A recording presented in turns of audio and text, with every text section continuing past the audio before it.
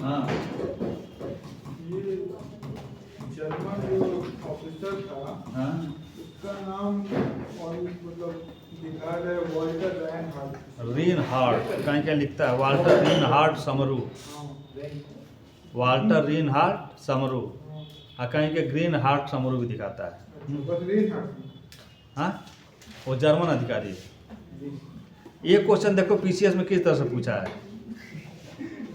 ये पूछा है कि समरू की समाधि भारत में कहाँ पे है? मुंगेर में। नहीं, समरू की समाधि जो है मेरठ में है। मरा था तो इसकी बीवी जो है इसका जो है समाधि बनवाई थी। बक्सर के युद्ध का तत्कालीन कारण जब ये तैयारी इनका देखे सब तो कल पटना के कोठी का प्रधान, जब कोठी शब्द आए तो इसका मतलब है कि वो अंग्रेजों की एरिया है। और कोठी किस लिए बना रहे थे? अपने सामानों को वहाँ पे स्टोर करने के लिए। तो पटना के कोठी का प्रधान था एलिस।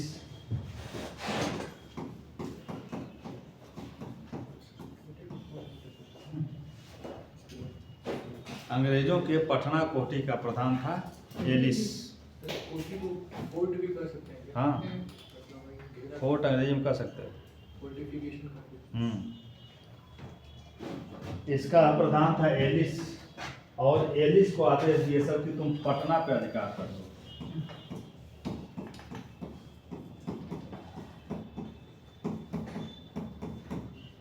एलिस क्या किया? पटना पर अधिकार कर दिया। एलिस पटना शहर पे ही अधिकार कर लिया अपने कब्जे में। बगल में ही था कौन? मीर कासिम। पटना पहुंचा, अंग्रेजों को पराजित किया।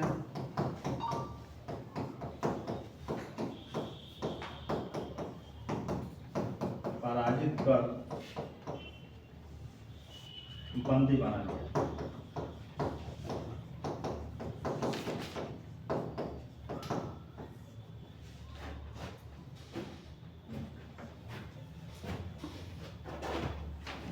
अंग्रेजों के पटना वाली कोठी का प्रधान था एलिस। एलिस पटना शहर पर अधिकार कर लिया और जब वो अधिकार किया तो मुंगेर से चढ़ाई कर दिया कौन? मीर कासिम। और मीर कासिम इन सारे अंग्रेजों को बंदी बना लिया। घटना कब की? घटना कब की? ये 63 की 1763। जब मीर कासिम ऐसा किया तो अंग्रेज मीर जाफर को पुनः बंगाल का नवाब बना दिए। अंग्रेज क्या किए? 1763 में ईस्वी में मीर जाफर को बंगाल का नवाब बना दिया। जब ये बंदी बनाया अंग्रेज 1763 ईस्वी में मीर जाफर को नवाब बना दिए।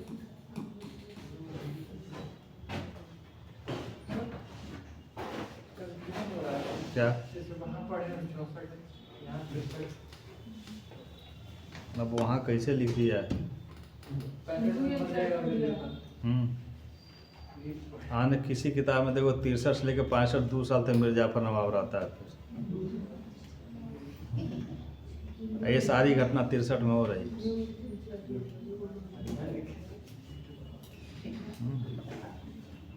इसमें क्या दिखा रहा है मोबाइल पे तुम्हारे? कब से कब तक शासक रहा? Second time. चलो उसको बाद में डिस्कस कर लेना। हाँ पहले इसको देखो। 1763 वही है। केवल एनसीईआरटी ठीक है। देखो फैक्ट पे बात एनसीईआरटी के मत जाओ, कॉन्सेप्ट उसका समझो वो ठीक है। सर एनसीईआरटी में सही बोल रहा होगा, यही कुछ उल्टा पड़ा होगा। अब देखो जो कुछ भी जाके घर पे मिला लेना, पहले इसको देखो, नहीं तो रिदम जब टूटेगा ना तो फिर समझ में नहीं आएगा। अंग्रेज 1763 ईस्वी में मीर जाफर को बंगाल का नवाब बना दिए और ये 1763 से 1765 ईस्वी तक क्या रहा, बंगाल का नवाब रहा। अब कई बार क्वेश्चन पूछा गया है कि बक्सर का युद्ध या बक्सर के युद्ध के समय बंगाल का नवाब कौन था, तो कौन था, मीर जाफर था। लोग अक्सर मार देते हैं कि जब युद्ध लड़ रहा है मीर कासिम तो नवाब भी कौन होगा, मीर कासिम नवाब नहीं था। नहीं सर, अब सही है।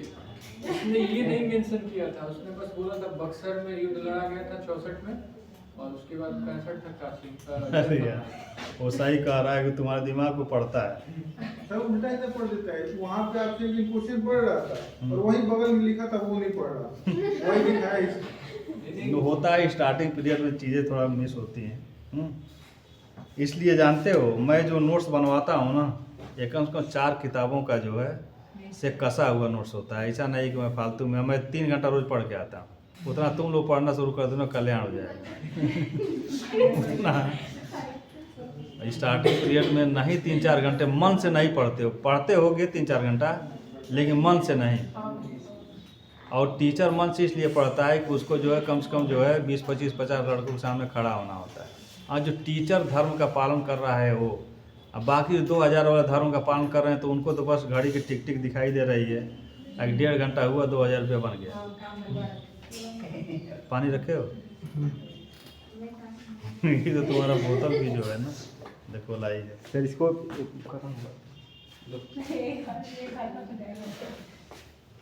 लाओ, उसी से पीते हैं। सर मेरा वाला ज़्यादा अच्छा है। वो कैसे, वो जापान वाला है क्या? मोदी जी पानी कहाँ का पीते हैं? श्रीलंका वाला जापान से आता है। सर कोहली भी तो।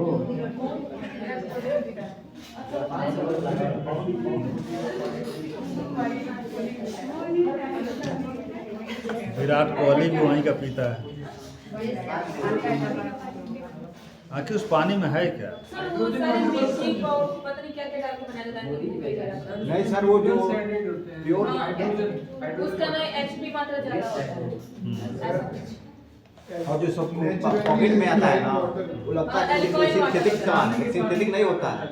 वो कोई दीप से जो नारियल का पानी होता है बना लेंगे वो पानी। वो नहीं बनता, वो नारियल का काट के साथ जब बच सकते हैं। नहीं क्या, तो वो बढ़िया पैकेट नेचुरल अच्छा, नारियल का पानी होता है। इसे उखाड़ के और जो मेन होता है वो पैक करके वो पीने को नारियल पानी। चलिए, 1763 में क्या हो गया, मीर जाफर जो है बंगाल का नवाब बन गया। बना दिए, किंग मेकर थे ना। और बन गया। अरे जैसे मीर कासिम को बनाए थे, मीर जाफर को हटा के। मीर जाफर युद्ध कहाँ लड़ा था, वो तो लड़ाया था ना। ये सब कह सभी तो ये तो लड़ाना शुरू कर दिया, तो उसको हटा के मीर कासिम को बनाया। अब मीर कासिम को हटा के किसको, मीर जाफर को बना दिया। अब क्या किया कि मीर कासिम फ्री हो गया। मीर कासिम फ्री हो गया, बंगाल का नवाबी हट गई। अब ये मुंगेर से अपना जो है संधिवार्ता शुरू किया, किससे, मुगल बादशाह।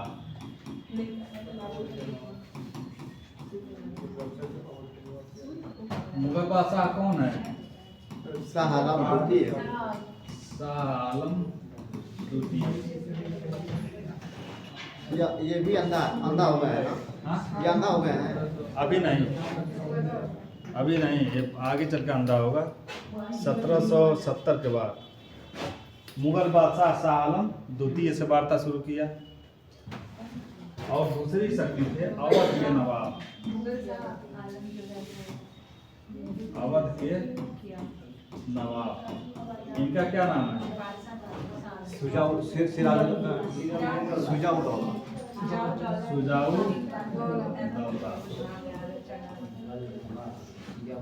सुजाउद्दौला, अवध का नवाब। हाँ? वो सिराजुद्दौला है, वो सुजाउद्दीन है, वो सुजाउद्दीन है, वो ऐबक जोड़ दे रहे हैं। चुप हो जाओ। तो सर क्या है? बस सुजाउद्दीन है। और जो ऐबक के जो कह रही हो ना, वो मुगल बंद उसमें जो है तुर्कों में प्रथम शासक है, तुर्क की स्थापना हो रही है। वो कुतुबुद्दीन है। और सुजाउद्दीन, ये जो है सुजाउद्दीन के दिन से दिक्कत हो रहा है इसको, क्योंकि उसमें भी कुतुबुद्दीन है। इसीलिए जब सुजाउद्दीन आ रहा है तो उसमें जोड़ दे रही है ऐबक। लेकिन सर ये जो और के नवाब है ना, ये ज़्यादा मूर्खता की है। अगर ये चाहे होते तो वो भी वहाँ पे क्लियर हो गया होता, पानीपत वाला। और वो गलती सुधार वहीं पे सबसे बड़ी गलती की है सुजाउद्दौला कि यदि मराठों के साथ होता ताकत बहुत थी इसके पास। तो मोरा उस समय बहुत ताकतवर नवाब था, इसके पास बंदूक सेना थी। ये स्वयं बहुत बड़ा निशान था सुजाउद्दौला, बहुत बड़ा निशान। पैसा भी था वो। और इसके पास पैसा भी था।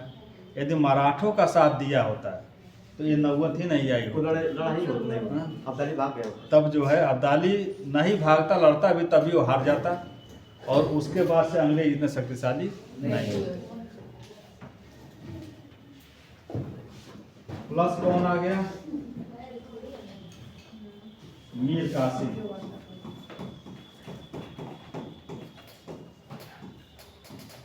ये कौन है? नवाब नहीं, बंगाल का पदच्युत नवाब, जो बंगाल की नवाबी से इसको हटा दिया गया है, पद से हटा दिया गया है। किसको बना दिया गया है? मिर्जापुर। इन तीनों में गठबंधन होता है, लेकिन इस गठबंधन में ये दोनों चालाकी करते हैं सब। ये और ये कहते हैं सब कि धन देंगे और सेना देंगे, लेकिन हम लोग युद्ध भूमि में खड़ा नहीं होंगे। यहाँ पे भी गलती हुई। देखो सबसे बड़ी बात जो है ना कि कमांडर बुजुर्ग ही क्यों ना हो, लेकिन जब अपनी सेना के बीच में खड़ा होता है तो सेना का मनोबल बढ़ जाता है। आज सेना अपने एटीट्यूड पे काम करती है। ये कोई दूसरा जो पैरा टूपर सेनापति है वह आके सेना को आदेश दे, कमांड दे, तो सेना उतना मनोबल के साथ नहीं लड़ेगी। तो ये सेना दिए, पैसा दिए, लेकिन युद्ध में खड़ा नहीं हुए। युद्ध में खड़ा हुआ ये सेनापति बन के। और ये सुजाउद्दौला भी नहीं, कोई नहीं। बताइए। दूसरी तरफ आ रहा है एक मजा हुआ जंगल। कौन है? बक्सर के युद्ध में अंग्रेजों का नेतृत्व कौन कर रहा है? वो है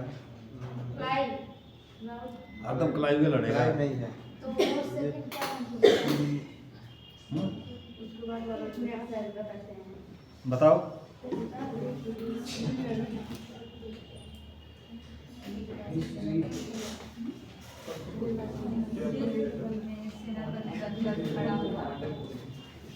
एक तरफ तो सेनापति, इन तीनों के सेनाओं का बन के कौन खड़ा हो रहा है? मीर कासिम योग्य सेनापति है। इसके बारे में जो है कुछ अपशब्द नहीं कहा जा सकता। ये संघर्ष किया। और अंग्रेजों की तरफ से खड़ा हो रहा है कौन? अंग्रेजों का अर्जुन है हेक्टर मुनरो। हाँ,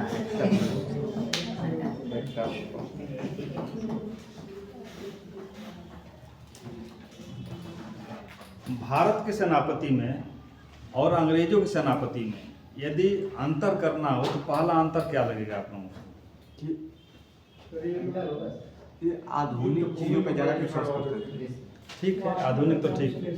प्लस सबसे बड़ी बात जानते हो क्या है? रिजर्व सेना जो अंग्रेजों के सेनापति थे वो विविध महाद्वीपों में युद्ध लड़ चुके थे। ये अपने घर में ही थोड़ा बहुत युद्ध लड़े थे, तो अपने घर में ही लड़े थे, तो इनके पास अनुभव इनसे अधिक था। ये कहीं बर्फीली एरिया में युद्ध लड़े थे, तो कहीं दलदली एरिया में युद्ध लड़े थे, कहीं रेगिस्तान में भी युद्ध लड़े थे, कहीं जंगल में भी युद्ध लड़े थे। तो ये सारे अनुभव अंग्रेज सेनापतियों के पास था। और इनके पास क्या था कि अपने घरेलू अनुभव था। और जब विविध प्रकार के महाद्वीपों विविध देशों में युद्ध लड़े थे तो विविध देशों की युद्ध पद्धति से भी ये वाकिफ थे। और सबसे बड़ी बात जो ये था कि ये मैकियावेली से प्रभावित थे, न कि महाभारत से। महाभारत का जो सिद्धांत है ना, हालांकि यहाँ तक आते आते बदल गया था, लेकिन फिर भी 100% बदला नहीं था। इनका सिद्धांत क्या था? मैकियावेली का। मैकियावेली का एक ही सिद्धांत है, नहीं, मैकियावेली का एक ही सिद्धांत है कि युद्ध जीतने के लिए लड़ा जाता है।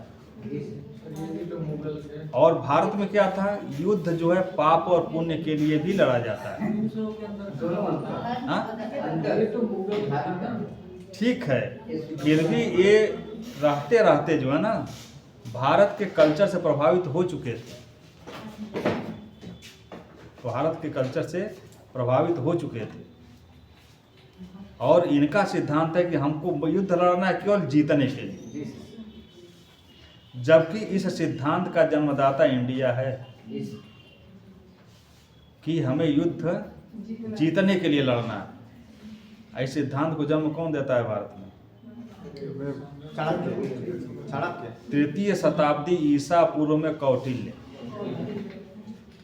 वो जल युद्ध की बात करता है, जंगल युद्ध की बात करता है, विश्व युद्ध की बात करता है। वो तो इतना तक कहता है कि ऐसे जगह पे अपने सेना को खड़ा करो, क्योंकि सेना वहीं खड़ी होती नदी किनारे, क्योंकि जल का स्रोत नदी था। ऐसे जगह पे अपने सेना को खड़ा करो जहाँ से नदी का प्रवाह जो है आगे जाता हो। ऐसा मजबूर कर दो दुश्मन को कि तुम्हारे पीछे दुश्मन खड़ा रहे जिधर नदी का धारा जा रहा है, और नदी के धारा में तो जहर मिलवाओ ही। अगल बगल जो भी पानी का स्रोत है, तालाब झील, सब में जहर मिलवा दो।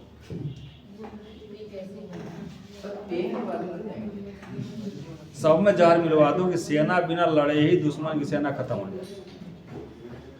कहता है कि वहां पे जो है 20 कन्याओं को भेज दो, 20 कन्या को, ताकि 20 कन्या सीधे सेनापति को पटाए, और पटाने को ऐसा दंश मारे कि सेनापति ही मर जाए।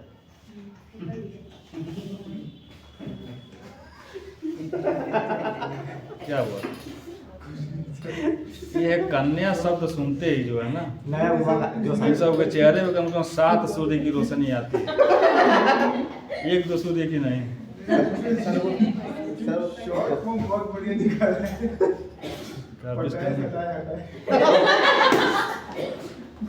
ये तो और बना दीजिए। चलिए, इधर है सेनापति। इन सेनापतियों को याद रखना, क्योंकि प्लासी का युद्ध लड़ा था कौन? अंग्रेजों का क्लाइव। और बक्सर का युद्ध का सेनापति कौन है? Hector Munro. मीर कासिम पराजित हुआ और मुनरो विजयी। और ये युद्ध लड़ा कब गया था? 1764 में। डेट क्या था? अक्टूबर, 22 अक्टूबर। 22 अक्टूबर 1764 में बक्सर के मैदान में युद्ध हुआ, जिसमें अंग्रेज विजयी और मीर कासिम पराजित। इसका परिणाम इंपॉर्टेंट है, परिणाम को नोट करो। बक्सर के युद्ध का परिणाम 22 अक्टूबर 1764 को बक्सर का युद्ध लड़ा गया।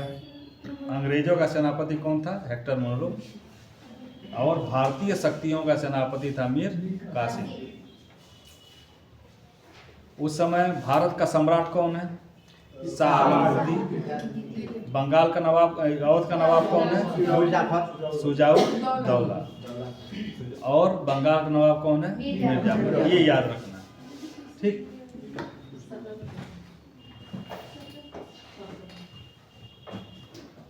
एक बॉक्स बना के BCS पे लिख लो, तब परिणाम लिखवाते हैं, क्योंकि ये सब चीज़ें जो है बार बार पूछी जाती हैं और लड़के खूब कंफ्यूज होते हैं। हाँ, पोस्ट में लिखो, बॉक्स बना के, एक नीचे बॉक्स बना लो। बक्सर का युद्ध, बक्सर का युद्ध 22 अक्टूबर 1764 ईस्वी में लड़ा गया। 22 अक्टूबर 1764 ईस्वी में लड़ा गया।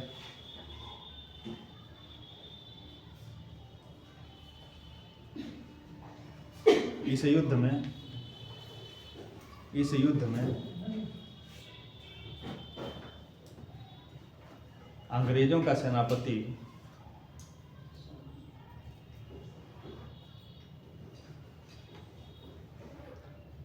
हेक्टर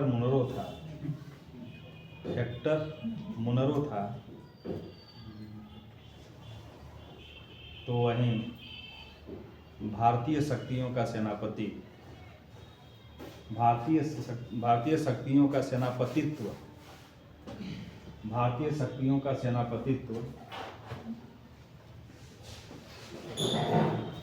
मीर कासिम कर रहा था। भारतीय शक्तियों का सेनापतित्व मीर कासिम कर रहा था।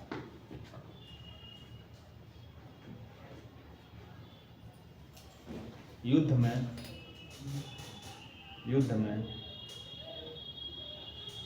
अंग्रेजों की विजय हुई।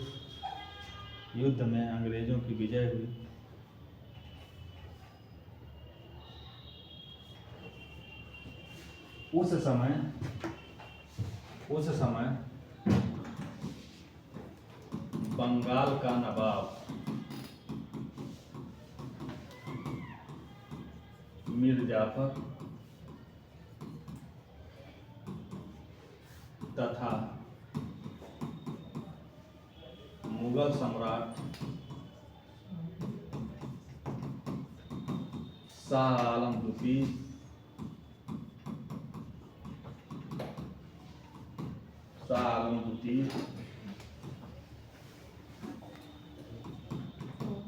एवं अवध का नवाब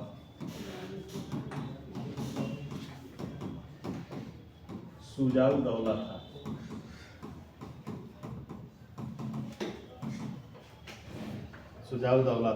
बॉक्स बंद। अब नीचे लिखो हेडिंग दो। परिणाम बक्सर के युद्ध का परिणाम। यह परिणाम जो है प्री मेंस दोनों के लिए, प्री के लिए कम है, मेंस के लिए बहुत महत्वपूर्ण है।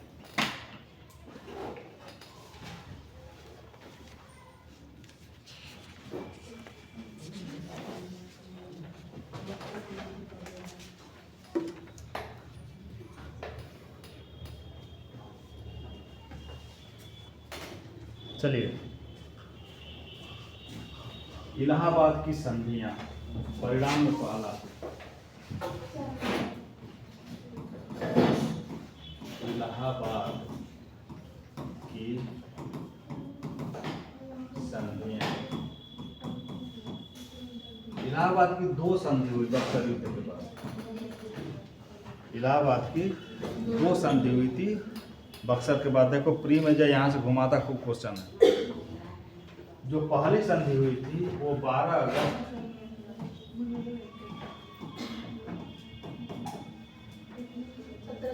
1765 में हुई थी। पहली संधि किसके बीच हुई थी यही पूछता है। और कौन उस पर सिग्नेचर किया था? मुगल सम्राट क्लाइव और बंगाल के नवाब, ये 3 लोग उस पर सिग्नेचर किए थे।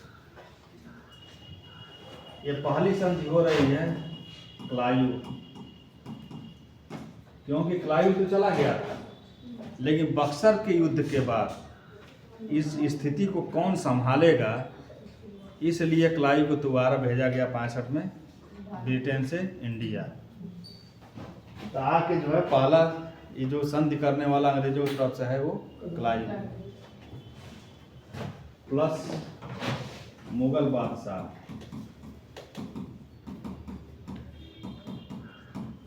पहली संधि जो 12 अगस्त 1765 को हो रही है वह क्लाइव प्लस मुगल बादशाह के बीच हो रही है। मुगल बादशाह अंग्रेजों को बंगाल बिहार और उड़ीसा, तीन प्रांतों के दीवानी का अधिकार दे दिया। बंगाल, बिहार, उड़ीसा।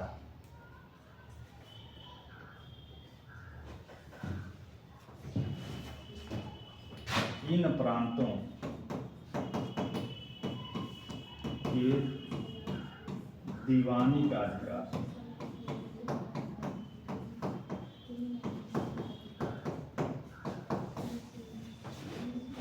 दीवानी का अधिकार मिल गया तो क्या हुआ? अंग्रेजों का टैक्स वसूलेंगे। टोटल टैक्स के मालिक हो गए कौन? अंग्रेज। अब यहीं पे एक नया एक सिद्धांत शुरू होगा, द्वैध शासन। 1765 से 1772 तक चलेगा।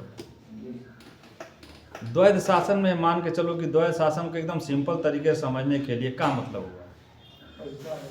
तो पब्लिक को संभालेंगे। राज्य एक, राजा दो, यही है द्वैध शासन। एक दिखावे का एक कर इसको जो है डायरकी सिस्टम कहा जाता है। द्वैध शासन में राज्य एक रहेगा लेकिन राजा दो रहेंगे। तो राजा कौन दो हैं? एक है अंग्रेज और एक है लोकल शक्ति, नवाब। लोकल शक्ति के हाथ में क्या दिया गया? निजामत। और अंग्रेजों के हाथ में क्या हो गया? दीवानी। निजामत में लॉ एंड ऑर्डर आता है, शांति व्यवस्था स्थापित करना निजामत का काम है, लॉ एंड ऑर्डर। और लॉ एंड ऑर्डर मेंटेन कैसे होगा ये बताओ। इस समय यूपी में गुंडागर्दी पहले के अपेक्षा कम हुआ है कि बढ़ा है? लगभग ये मान के चलो 90% से अधिक कम हो गया है। उसके पीछे कारण क्या है? सब सीएम का। उसके पीछे कारण ये है ना, किसी भी चट्टी चौराहे पे चले जाओ, 2-4 ठो पेड़ का बागीचा हो, चाहे कोई मंदिर हो, वहाँ देखो 112 नंबर खड़ी।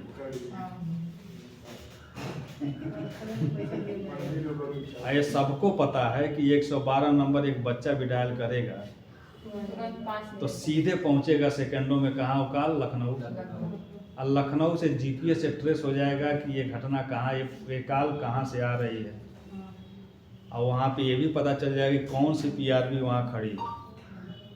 मनो 4-5 किलोमीटर की रेंज में कौन खड़ी है, ये नहीं है कि घटना अगर जो देवरिया में घटित हो रही है और फिर जो है वहाँ पीआरबी देवरिया की नहीं है, बरियारपुर की पीआरबी वहीं पे अगल बगल 5 किलोमीटर में है, तो उसको संदेश जाएगा तुरंत इस घटना पे पहुँचो, इस स्थल पे पहुँचो, वहाँ पे इस तरह की घटना होने वाली है या हो चुकी है। यह है लॉ एंड ऑर्डर। तो इतना जो है तंत्र बैठाने पे खर्च तो लगेगा ही। तो खर्च सरकार के पास कहाँ से जाएगा? टैक्स के माध्यम से। टैक्स वसूल के बैठ जा रहा है कौन? अंग्रेज। अब नवाब साहब करें तो क्या करें? क्या करें बताओ? इसीलिए इस बीच के अंग्रेजों के शासन को डाकू राज्य का संज्ञा दिया गया। डाकू राज्य, जिसको मर्जी जिसको लूटे, कोई लॉ एंड ऑर्डर अर्थात शासन प्रशासन कुछ है ही नहीं। अंग्रेजों का एक ही बस उद्देश्य है आगे हमें अधिक से अधिक टैक्स वसूलना है, खत्म। इसीलिए इसको जो है इस दौर को जो द्वैध शासन की व्यवस्था 65 से 72 तक की गई, इसको कहा गया डाकू राज्य। लॉ एंड ऑर्डर खत्म।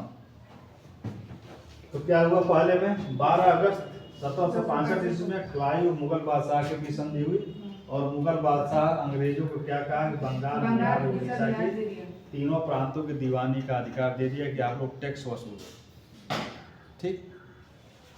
मुगल बादशाह कहा कि हमको भी कुछ मिलेगा। बताओ, जिसका घर है वो स्वयं विदेशी से कह रहा है कि हमको भी कुछ मिलेगा कि नहीं, तो वो कहे सब मिलेगा। रुको, हम व्यवस्था कर रहे हैं। 16 अगस्त 1765 इलाहाबाद की दूसरी संधि हुई। 12 अगस्त 1765 को इलाहाबाद की पहली संधि किसके बीच? मुगल बादशाह और क्लाइव के बीच, मानो अंग्रेजों के बीच। और 16 अगस्त 1765 को जो द्वितीय संधि हुई, ये किसके बीच हो रही है?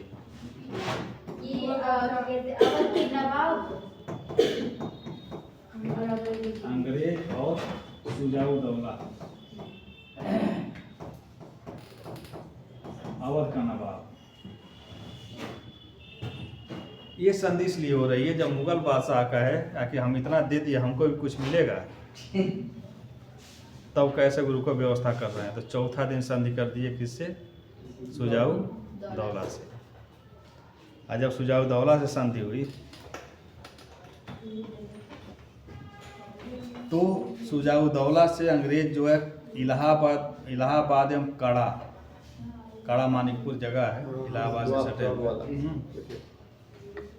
तो सुजाउद्दौला अंग्रेजों को क्या दिया? इलाहाबाद एवं काड़ा का जागीर दे दिया। इलाहाबाद में काड़ा का जागीर वही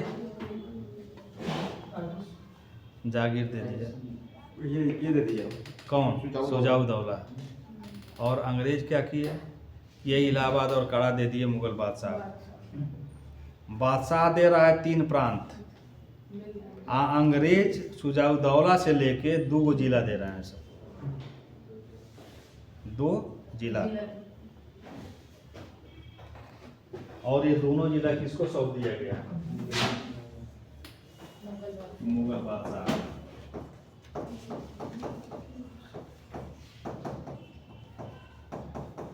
फिर एक बार संधि में समझ लो। पहली संधि 12 अगस्त को हो रही है 1765 में। एक साल पूछा इस संधि पे सिग्नेचर कौन कौन किया था? पहली संधि पे क्लाइव और मुगल बादशाह प्लस बंगाल का नवाब मिर्जाफर मर गया। मीर कासिम तो युद्ध में ही मर गया। बंगाल का नवाब, वही है बंगाल का अंतिम नवाब भी है। जाफर मीर जाफर का जो पुत्र है 15 साल का नजमुद्दौला। बंगाल का ये क्वेश्चन जो है ना, ये IAS का क्वेश्चन है, जिसमें पूछा था कि उन्होंने कौन कौन ये किया था। अब तीनों का नाम दिया था मीर कासिम, मीर जाफर। लोग मीर जाफर मारे थे, गलत हुआ था। मीर जाफर का अवयस्क पुत्र मीर जाफर का 15 वर्षीय पुत्र नजमुद्दौला।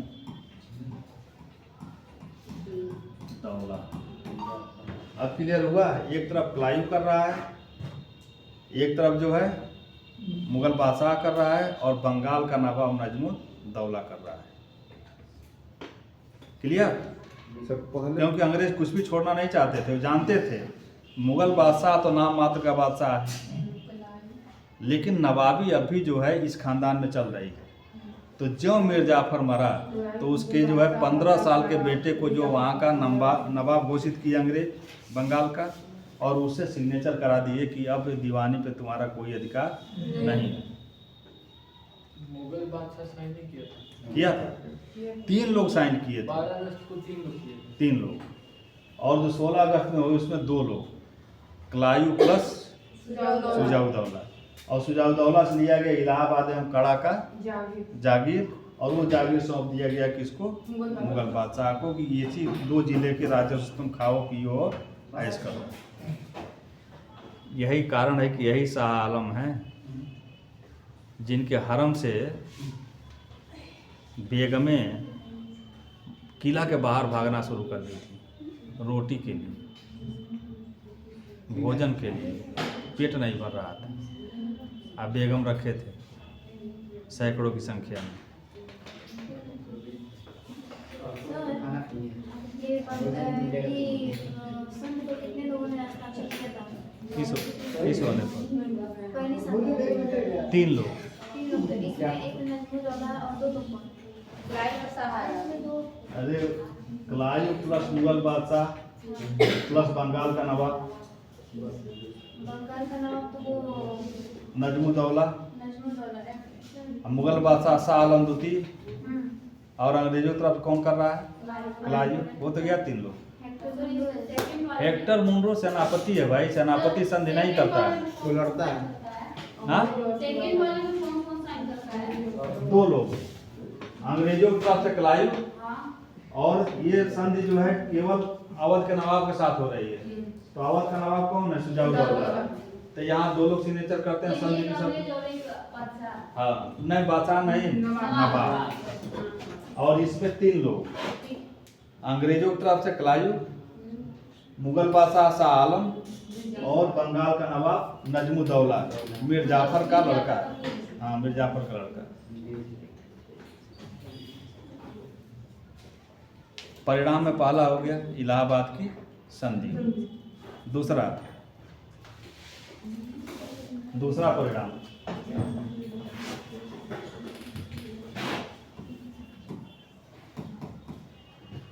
अंग्रेजों को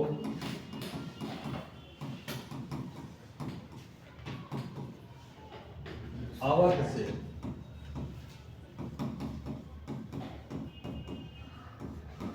मुक्त व्यापार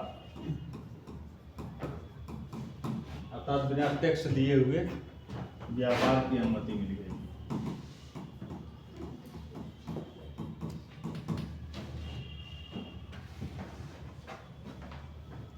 मुक्त व्यापार, अवध के साथ व्यापार की सुविधा। तीसरा संधि के साथ परिणाम में अवध में एक ब्रिटिश सेना रखा गया, क्योंकि अगला निशाना कौन है? अंग्रेजों का अवध। तीसरा, अवध में ब्रिटिश सेना की एक टुकड़ी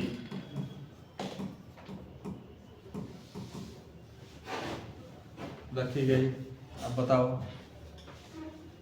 अगर जो भारत में अमेरिकी सेना की एक टुकड़ी दिल्ली में रख दी जाए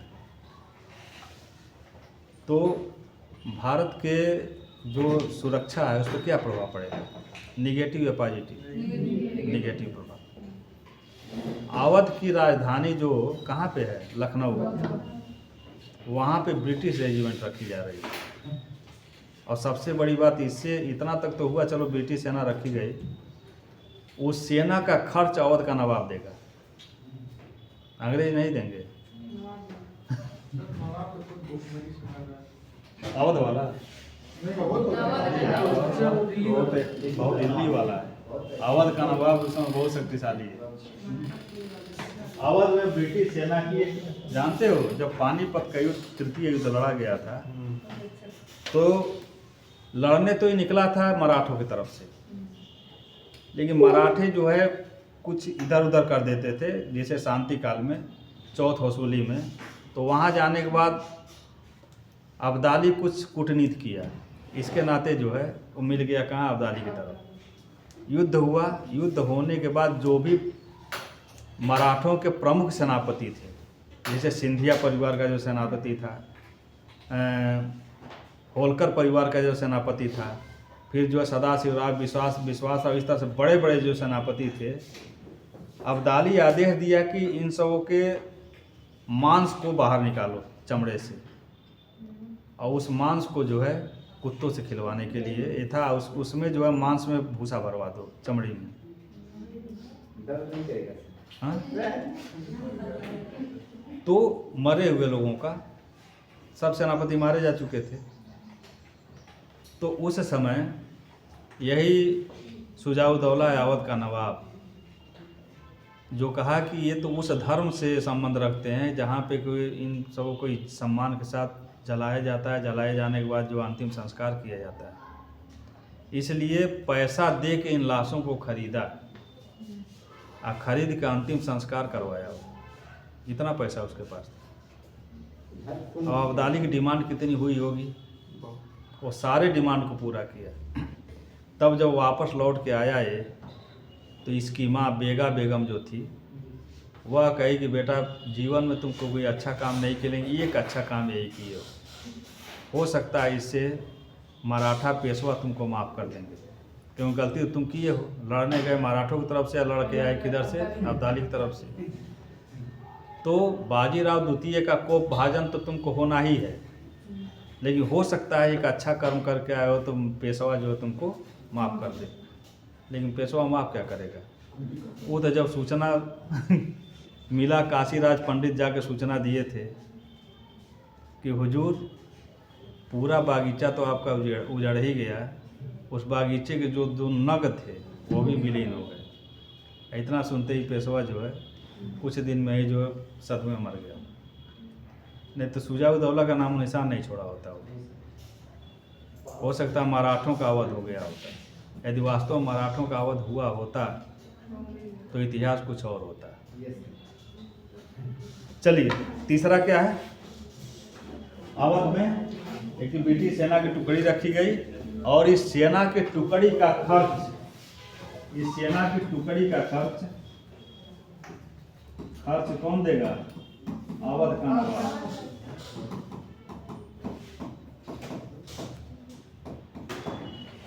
अभी बाद में जानते हो इतना घिनौना काम करेगा, अंग्रेजों से कहेगा। अंग्रेज जब इससे पैसा मांगेंगे कि दो यार पैसा तो पैसा कमी है, तो ये कहेगा देखो पैसा हमारे पास है नहीं, हमारी माँ, मौसी और हमारे यहाँ जितनी बेगमें हैं सबके पास खूब पैसा है। तो कहता है कैसे पैसा देंगे? सब कहा कि आप लोग अवध पर अटैक कर दीजिए। नवाब ये बात कह रहा है, इसीलिए इसको कोख का दुश्मन माना जाता है। बेगा बेगम और इसकी और एक मौसी थी, इन लोगों के महल पर अटैक करवा दिए। अब अंग्रेज हैं, अटैक किए पैसा के लिए, और रह रही हैं अंदर सुंदर बेगमें। तो इज्जत और धन दोनों लूट लेके गए, इसीलिए इसको कोख का शत्रु माना जाता है। इतना घिनौना आदमी था। कोख का शत्रु ये इसलिए कि अपने माँ को ही लुटवा दिया। बताओ क्यों? तुम्हारा नाम क्या नाम हुआ है? दिवाकर। दिवाकर किसका पर्यवाची है? सूर्य। जिसके कुछ करने से दिन होता है वही तो दिवाकर है। क्या करता है सूर्य? अंधेरों को भगाता है, अंधेरों को भगा देता है।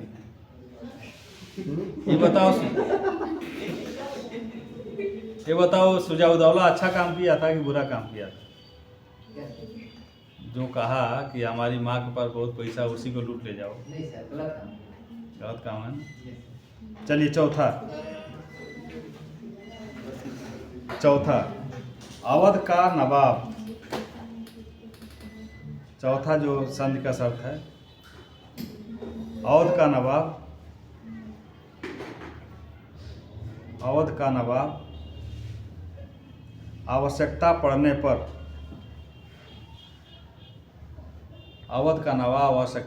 पर सैन्य एवं आर्थिक मदद दोनों करेगा। सैन्य मदद भी करेगा और आर्थिक मदद भी करेगा। ये सब शर्तें हैं इलाहाबाद की संधि के जो है, जो सुजा-उद-दौला के साथ हो रही है। पांचवा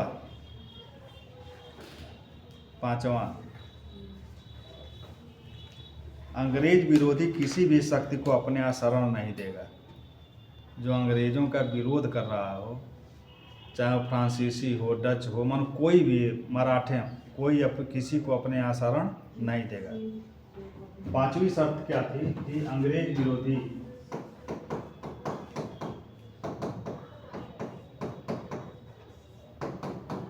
किसी भी शक्ति को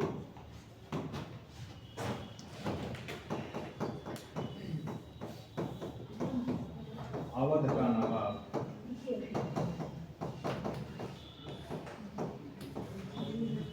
शरण नहीं देगा। अंग्रेज विरोधी किसी भी शक्ति को अवध का नवाब अपने यहाँ शरण नहीं देगा। ये हुआ इलाहाबाद की संधि की शर्तें, जो द्वितीय संधि हुई थी 16 अगस्त को शुजाउद्दौला के साथ। क्यों इतनी शर्तें रख रहा है? क्योंकि शुजाउद्दौला ही उस समय शक्तिशाली उत्तर भारत में। मुगल बादशाह को देखिए रहे हो, बेगम किला से बाहर भाग रही हैं, और वहाँ का नवाब क्या है, 15 साल का है, जो कुछ कर ही नहीं सकते। कुछ कर ही नहीं सकता। जो भी शक्ति है अवध के नवाब के पास, इसलिए इतनी जो है लंबी संधि की शर्तें रखी गई। बक्सर के युद्ध का परिणाम का एक पहला पॉइंट था, अब परिणाम का दूसरा पॉइंट लिखो।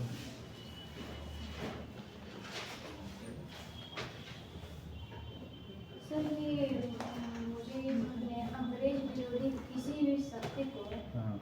अवध का नवाब शरण नहीं देगा, मतलब नहीं समझा। जो अंग्रेजों का दुश्मन है, अंग्रेजों का जो भी दुश्मन है, उसको जो है अवध का नवाब अपने राज्य में शरण नहीं देगा, आने ही नहीं देगा।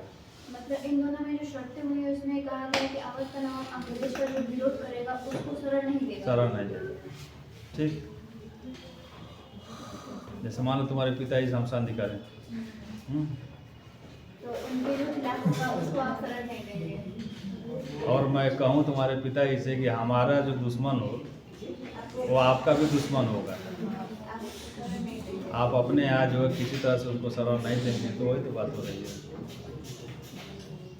चलिए, बक्सर के युद्ध का परिणाम हम लिख रहे हैं, तो परिणाम में पहला परिणाम हुआ, पहला पॉइंट। दूसरा पॉइंट लिखिए, प्लासी का युद्ध, प्लासी का युद्ध। दूसरा पॉइंट, प्लासी का युद्ध छल कपट से जीता गया था, सबको पता है। प्लासी का युद्ध छल कपट से जीता गया था, परंतु बक्सर के युद्ध में दोनों पक्ष डट कर मुकाबला किए। बक्सर के युद्ध में दोनों पक्ष, बक्सर के युद्ध में दोनों पक्ष डट कर मुकाबला किए।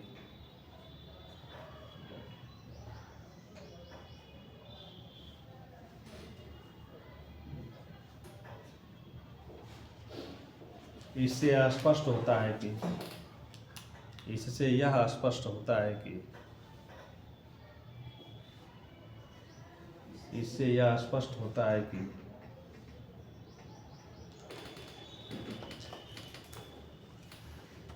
यह कुशल सेना की जीत थी। स्पष्ट होता है कि यह एक कुशल एवं योग्य सेना की जीत थी, कुशल एवं योग्य सेना की जीत थी। कुशल एवं योग्य सेना कौन थी? अंग्रेजों। क्योंकि ठीक है, बक्सर वाले में अभी शक्ति का जो प्रदर्शन नहीं हो पाया था, क्योंकि वो फिक्सिंग था, लेकिन यहाँ पे कोई फिक्सिंग नहीं हुई थी, दोनों पक्ष युद्ध कर रहा था, और फिर भी जीते कौन? अंग्रेज। तो इससे स्पष्ट हुआ कि टेक्नोलॉजी और कुशल सेना ही सर्वाइव करेगी। अगला पॉइंट, परिणाम में तीसरा पॉइंट, तीसरा, अरे पहला तो संधियाँ थी, दूसरा ये हो गया, तीसरा पॉइंट। अब यह स्पष्ट हो गया कि, यह स्पष्ट हो गया कि अब भारत में अंग्रेजों को चुनौती देने वाला कोई नहीं है। यह स्पष्ट हो गया कि अब भारत में अंग्रेजों को चुनौती देने वाला कोई नहीं है।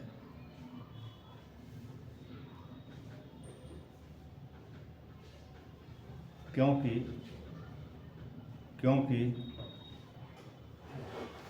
मराठे पानीपत के तृतीय युद्ध में बर्बाद हो चुके थे। क्योंकि मराठे पानीपत के तृतीय युद्ध में कब लड़ा गया था? 1761। क्योंकि मराठे पानीपत के तृतीय युद्ध में बर्बाद हो चुके थे। बर्बाद हो गए थे कि नहीं? 1 घंटा में 4 पानीपत का तृतीय युद्ध एक ऐसा युद्ध था जिसके बारे में कहा जाता है कि मराठावाड़ में अर्थात महाराष्ट्र के एरिया में कोई एक ऐसा परिवार नहीं था जिस परिवार का 1 से 2 व्यक्ति मारा न गया। इतना जनहानि हुई थी। 1 घंटा में 40,000 लोग मारे गए। तो बर्बाद हो चुके थे। चलिए अगला पॉइंट। अगला पॉइंट, बक्सर के युद्ध में बक्सर के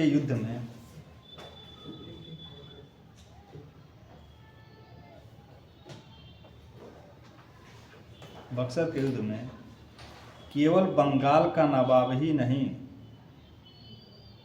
बक्सर के युद्ध में केवल बंगाल का नवाब ही नहीं बल्कि हिंदुस्तान का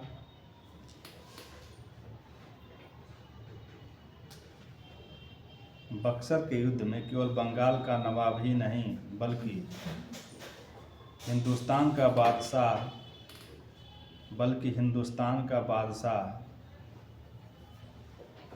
कौन था?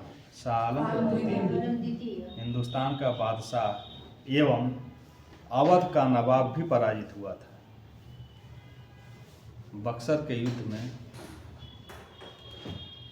केवल बंगाल का नवाब ही नहीं बल्कि हिंदुस्तान का बादशाह एवं अवध का नवाब भी पराजित हुआ था। अतः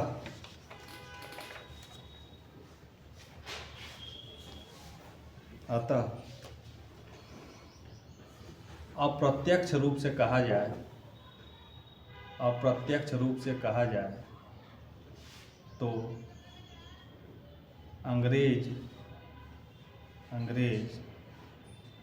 संपूर्ण उत्तर भारत के स्वामी बन गए थे। ये सबसे बड़ा परिणाम था। तो अंग्रेज संपूर्ण उत्तर भारत के स्वामी बन गए थे। उत्तर भारत में क्या बचा बताओ?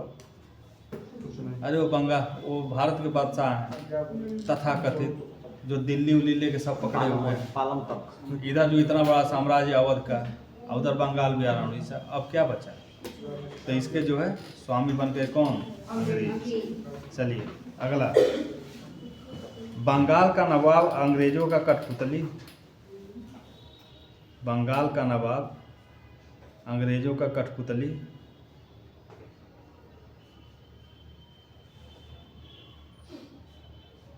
अवध का नवाब अंग्रेजों का आभारी। अवध का नवाब अंग्रेजों का आभारी एवं मुगल सम्राट अंग्रेजों का पेंशनर बन गया। अंग्रेजों का आभारी कृपा पात्र, आभारी या कृपा पात्र, और मुगल बादशाह पेंशनर बन गया। अब मुगल बादशाह पेंशन पे जीवन काटेगा।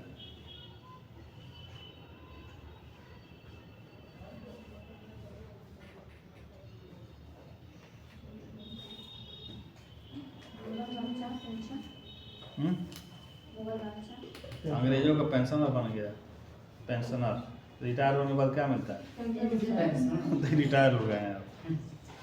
अगला अंतिम, बक्सर के युद्ध में अंग्रेजों को बंगाल का वास्तविक शासक बना दिया। बक्सर के युद्ध ने अंग्रेजों को बंगाल का वास्तविक शासक बना दिया। बक्सर के युद्ध ने अंग्रेजों को बंगाल का वास्तविक शासक बना दिया, जिसका निर्णय